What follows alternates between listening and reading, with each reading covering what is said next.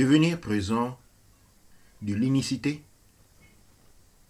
du corps Kamitz. Une présentation du père Hank M. Tehuti, l'Académie des cultures noires, par la vocalisation du Neb Kinkelo Amazul Koufoui Motep Atumra. Le corps humain est un instrument merveilleux qui passe par des changements à travers toute sa vie. Les besoins d'un enfant sont profondément différents de celui d'un adolescent ou d'un adulte. Une femme qui est enceinte a des besoins physiques qui changent. Et ces besoins vont encore changer quand elle va arriver à l'étape d'allaiter son enfant. Et ces besoins physiques, physiologiques et psychologiques vont continuer à changer avec son âge. Par ceci, nous pouvons donc conclure que les changements est du point de vue mathématique, existentiel, l'unique constante, l'unique réalité constante que nous rencontrons durant notre voyage, depuis le commencement et la fin de notre expérimentation sur ce plan de réalisation. De la manière où nous nous préparons à ces changements, la manière à laquelle nous répondons à ces changements quand ils interviennent et se vérifient sont les maîtres qui vont déterminer la qualité de notre existence et de notre expérimentation, tout comme la qualité déjà. Comme nous devenons plus vieux, nous devenons conscients des termes ou disons des lignes guides pour notre développement sexuel et physique. Les besoins physiques d'un enfant, de la plupart des enfants, sont très, je peux dire, similaires jusqu'à ce qu'ils commencent à arriver à l'âge de la puberté biologique. En ces moments-là, il y a une déviation ou une divergence entre les choux et les tefnout, c'est-à-dire choux mâle, tefnout femme. Et parce que nous sommes aujourd'hui, ou je voulais dire plutôt, parce que nous vivons aujourd'hui dans une société de domination masculine qui porterait les femmes comme les sexes faibles. Nous sommes donc, par cette relation, par cette situation, portés, conditionnés à dévaluer la femme. La plupart de nos perceptions, de nos connaissances et de notre manière de voir les choses en termes de santé et de médecine sont arrivées de nous à travers des générations des enseignants et des docteurs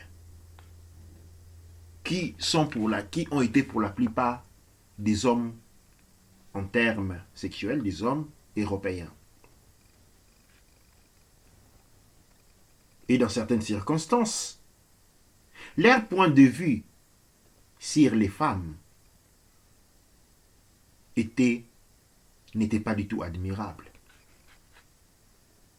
Durant les années 1700, en Europe, beaucoup de chercheurs européens avaient noté que les femmes étaient inclines à commettre des suicides et des meurtres, ou même des actes violents, durant leur cycle menstruel. Ces physiciens ont donc commencé à spéculer que l'utérus était la source de ces problèmes féminins. Et c'est ainsi que cet état psychique a été, cet état psychologique et psychique où on a une surexcitation incontrôlable émotionnelle a été appelé hystéria. Il a été appelé hystéria en relation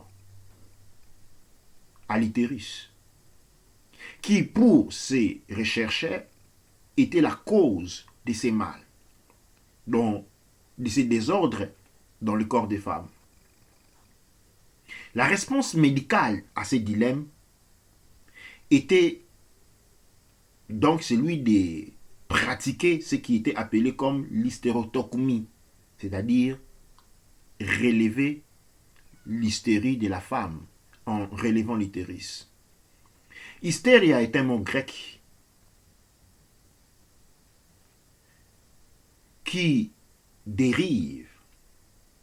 Hystéria, je voulais dire, est un mot grec qui vient de hystéra, qui lui se réfère à l'utérus de la femme. L'hystérectomie vient du mot grec hystéria et ektom, qui signifie couper, enlever. Il faut ici réaliser qu'il a voulu plus de 200 ans aux médecins pour découvrir, aux médecins occidentaux bien entendu, pour découvrir que l'hystéria était juste une question de dysfonctionnement et d'imbalance hormonale causée par les ovaires et que cette maladie n'avait rien à voir avec l'utérus. Cette condition est aujourd'hui appelée le syndrome prémenstruel et a été très bien, avec beaucoup de succès, traité avec certaines médecines, l'hypnose et la psychothérapie. En mars 27 de 1995, dans le journal Newsweek, dans la catégorie La nouvelle science du cerveau, nous notons ici écrit que, sur base d'une recherche qui affirme que les hommes et les femmes pensent de manière différente. La neuroscience reconnaît l'existence de profondes différences physiologiques entre la manière dont les hommes et les femmes pensent et processent les informations. Les informations recueillies démontrent comment les deux hémisphères du cerveau sont connectés par des câbles nerveux qui sont appelés les corpus callosum. Maintenant, il est démontrable, on peut vérifier que les femmes ont une grande capacité d'interconnexion entre les cerveaux masculins, les cerveaux chou et les cerveaux tefnout que les hommes. Par cerveau chou, nous entendons l'hémisphère gauche du cerveau, par le cerveau tefnout, l'hémisphère droit du cerveau. Le fait que les femmes possèdent un corpus callosum beaucoup plus important en quantité et en nombre de connexions par rapport aux femmes fait que les femmes processent les informations plus rapidement et en grande quantité par rapport aux hommes. Il a aussi été signalé une variation en termes de conscience du rôle génétique joué dans la détermination du groupe ethnique en relation avec les maladies et les immunités.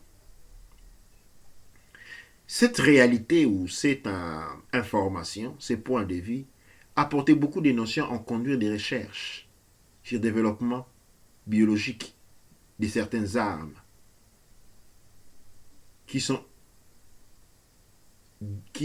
avec des spécificités et spécificités ethniques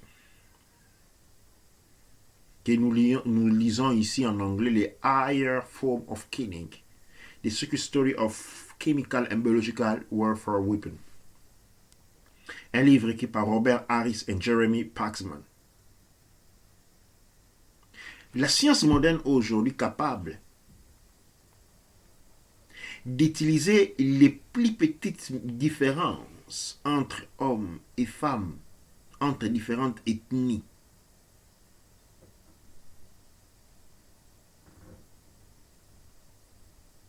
Ceci, il ne devait plus être aujourd'hui une surprise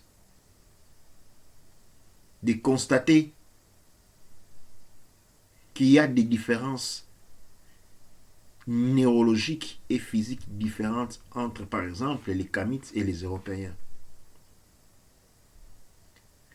N'importe qui aurait déjà participé à des dons de sang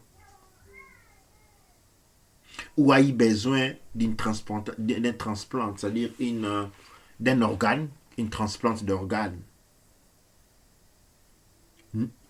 est au courant qu'il y a des traits génétiques qui divisent les peuples en catégories, par sexe, par type de sang, par catégorie ethnique, ainsi de suite.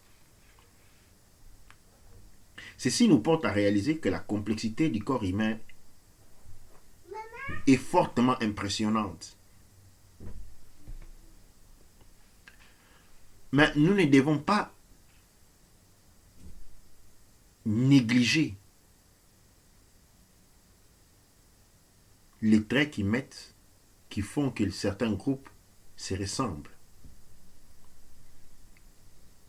Ce que je veux dire par là, dans l'étude biologique, il y a bien entendu des facteurs qui relèvent les différences existant entre tel groupe et un autre. Et ces facteurs sont toujours mis en relevance. Mais peu d'études sont faites sur ce qui ressemble le peuple.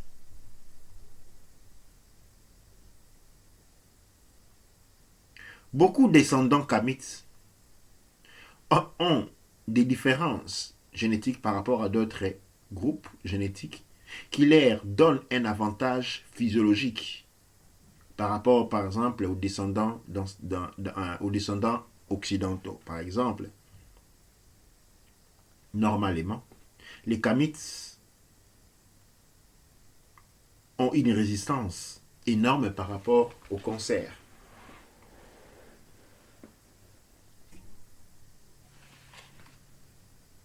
Le taux d'ostéoporose, de l'ostéoporose, c'est-à-dire les maladies, tout ce qui concerne les maladies des os, est définitivement la moitié chez les femmes kamites que chez les femmes occidentaux. Une significante étude sur les enfants kamites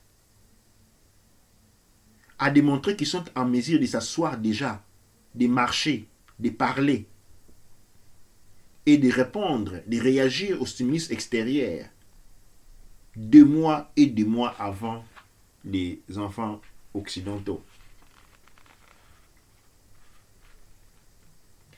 Ce genre de faits démontrent ce que nous pouvons signifier ici comme des avantages spécifiques.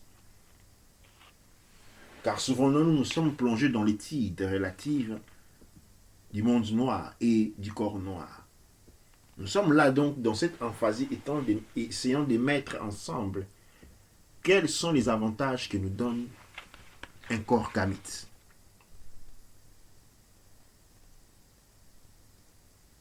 Nous voyons donc des avantages liés, des avantages génétiques, physiologiques liés à ceux qui possèdent dans leur corps une grande dose de mélanine. La communauté scientifique est au courant de ces facteurs depuis des décennies. Mais ils ne sont pas pour autant intéressés à en faire une question de connaissance publique. Une des raisons pour laquelle ces recherches ou ces notions scientifiques ne sont pas mises en disponibilité de tous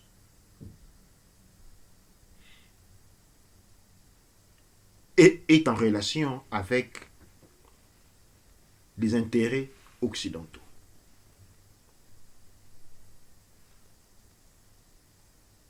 Cette situation ajoute des poids extra sur les charges de responsabilité que les rechercheurs kamites, les scientifiques kamites,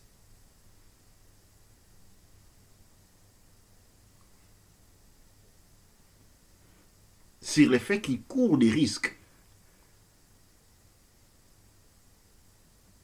d'être mis à côté, que les recherches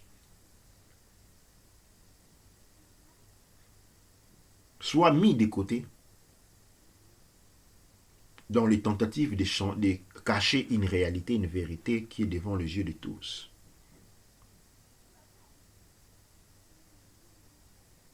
Mais cela met aussi une charge additionnelle sur les communautés kamites qui doivent fournir des efforts énormes pour devenir au courant, pour apprendre sur les avantages physiologiques que présentent leur corps et leur état psychologique et savoir comment se confronter au monde de demain.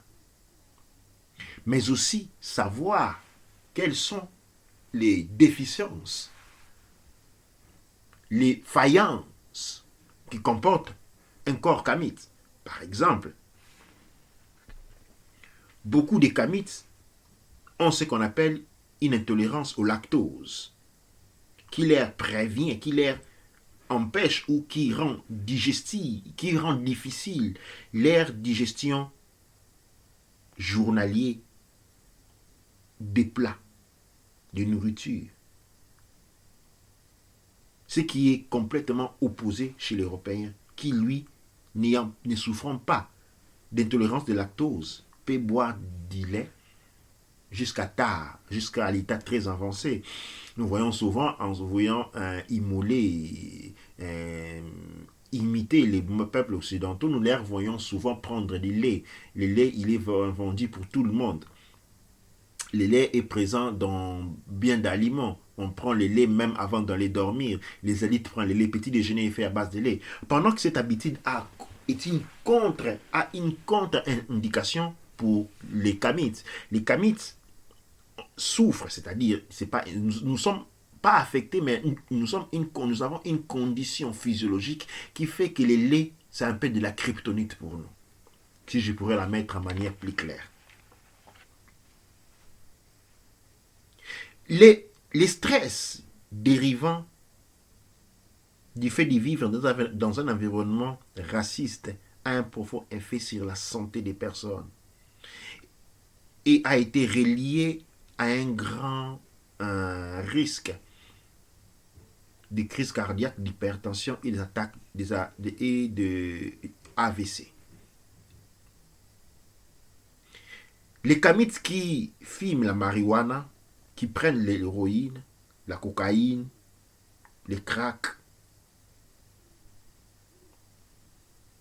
développent de manière plus rapide et il reste pendant longtemps l'addiction à ces drogues.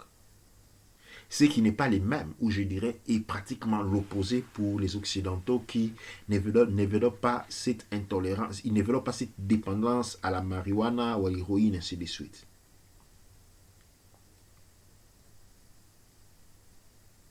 Ce dernier point est à attribuer à la similarité dans les structures chimiques.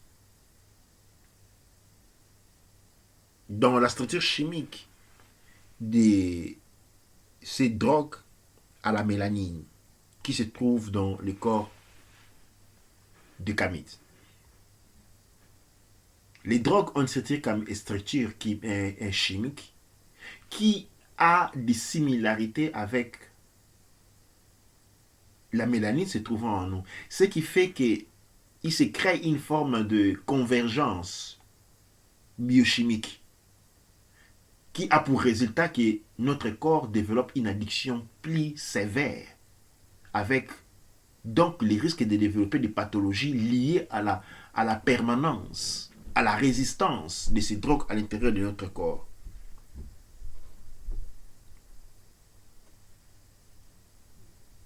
Ces drogues que nous avons citées sont pour la plupart des natures alcalines.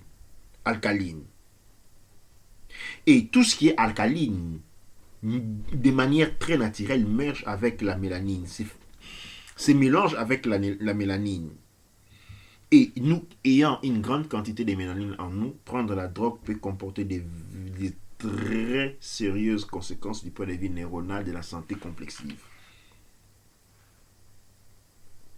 Si donc le kamite désire avoir une vie pleine de significations et en termes de productivité, nous devons devenir conscients en tant que kamite de nos points faibles et de nos points de force. Il existe certaines substances qui peuvent être consommées par les Occidentaux et qui sont détrimentales pour la santé d'un kamite. Nous devons être en mesure d'identifier ces substances et les éviter. Vice-versa, nous devons aussi être en mesure d'identifier et d'ingérer les substances qui optimalisent la performance des corps kamites. Si nous restons ignorants de ces traits héréditaires, ceux qui sont uniques à nous en tant que peuple kamite, nous aurons comme comportement celui d'abuser de notre corps. Cet abus porte très vite au développement des maladies, au prolongement des maladies et à des souffrances énormes. Pour ces kamites qui ne sont pas très sûrs de leur identité raciale, parce qu'ils ont un héritage génétique mixte, je vais juste vous rappeler qu'une seule goutte de mélanine